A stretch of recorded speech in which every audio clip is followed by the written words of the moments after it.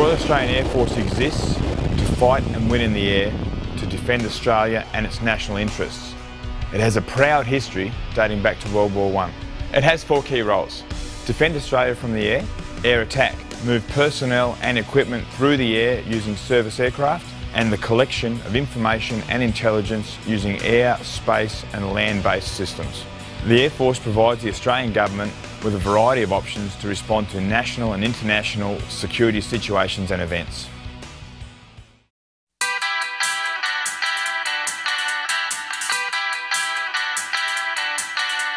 The Air Force has around a dozen RAF bases around Australia. I'm based at RAF Base Edinburgh and we're home to 92 Wing's AP3C Orion maritime surveillance aircraft. One of our key bases is RAF Base Williamtown and they are home to many aircraft including the FA-18 Hornet, the Wedgetail, Hawk and PC-9 aircraft. RAF Base Richmond is near Sydney and is home to the Hercules. The Air Force's largest base is RAF Base Amberley and is home to the FA-18 Super Hornet and C-17A Globemaster.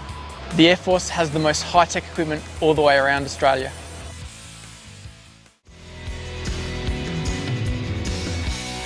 Hi, I'm Dave Murphy. I'm an Air Combat Officer. As an ACO, I sit right behind the pilot and it's my job to run all the systems on the aircraft. The Air Force's air and ground assets are world class. For example, here at RAF Base Amberley, we have Australia's newest air combat capability, the Super Hornet. It's the most advanced multi-role fighter in the region today. The new Wedgetail aircraft is an airborne command and control platform. It's used for surveillance of the battle space, and the Super Hornets work closely with the Wedgetail aircraft. At RAF Base Edinburgh, we have a fleet of AP3 Orions. They're used extensively in the Middle East and are one of the most advanced maritime and surveillance platforms in the world. The Air Force also has the Heron unmanned aerial vehicle. It's operated by a controller on the ground, and it provides surveillance and intelligence in places like Afghanistan. Here at RAF Base Amberley, we also have the C-17 Globemaster. It's a heavy transport aircraft, and it's capable of carrying everything from medical supplies to helicopters.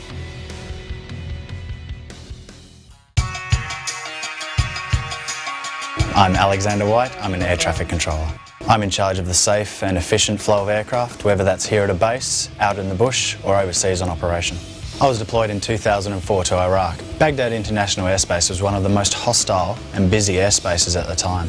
The Air Force team took over full air traffic control services within days of arrival. There were 70 air traffic controllers and over 170 support personnel over the term of the operation. It was a new and challenging experience. We arrived in 50-degree heat and there was a constant hostile threat. My name is Flight Sergeant Georgia Cartwright. I'm an airborne electronics analyst in the Air Force. The AP3C Orion is a multi-skilled, multi-rolled maritime patrol aircraft. It's capable of performing overland operations in support of troops, whether that be in the form of providing support to a convoy or providing real-time data feed to troops on the ground. Some of the overwater operations that the AP3C Orion is capable of is performing an anti-submarine warfare, which as an acoustics operator is one of my primary roles. I think one of my highlights from deploying to the Middle East would have to be living together, sleeping in the same quarters, socialising together, eating together, to be not only performing a job that I love doing, but also being able to do something that not many people would ever get the chance of doing.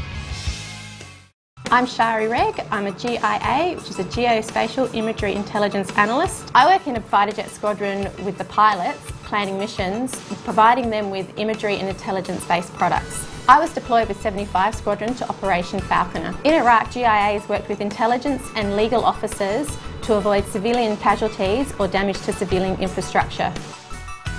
I'm Amanda Hollis. I'm an air surveillance operator for Surveillance and Response Group. I was deployed to the Control and Reporting Centre at Kandahar Airfield Base in southern Afghanistan. The Surveillance and Response Unit sent an entire Air Force unit to Afghanistan with a radar so that we could control the airspace. The C-130 Hercules is used for transport of troops, cargo, aeromedical evacuation and search and rescue operations. The best part of my role is the ability to move essential supplies to where they're needed most at very short notice to help out those people in need. This C-130 Hercules can carry 128 troops or 97 stretchers for patients or 8 aircraft pallets or a couple of vehicles and maybe even a Black Hawk helicopter. The Herc and C-17 were used primarily for troop transport and cargo transport in the Middle East. Anything from armoured vehicles to supplies, and also we did MAR run for the troops. One of my more unusual missions in the Middle East was during the Afghani election. We carried Afghan nationals, ballot boxes around Tarin Kowt, Kandahar and Kabul to support their national interest. It was really rewarding. I'm Tristan Hall and I'm an aircraft armament technician. My team is responsible for maintaining, preparing and loading all the explosives fitted to the aircraft. I get to work with and I'm responsible for highly classified weapons. Pretty much everything explosive is our domain.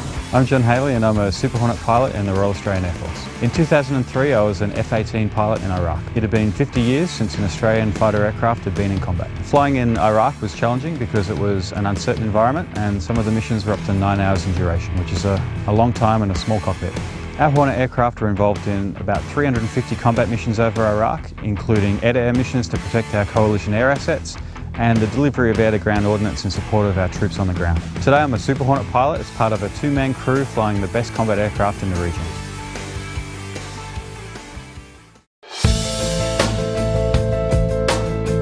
I'm Hayley Yates and I'm a medical officer.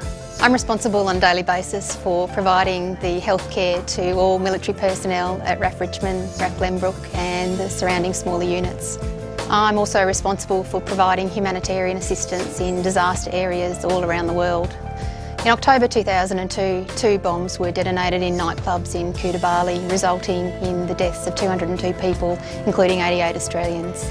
My job at the time was to coordinate all aeromedical evacuations, which included putting together the medical teams and resources necessary to evacuate the casualties. The first Hercules arrived in Bali within 24 hours of the bombings.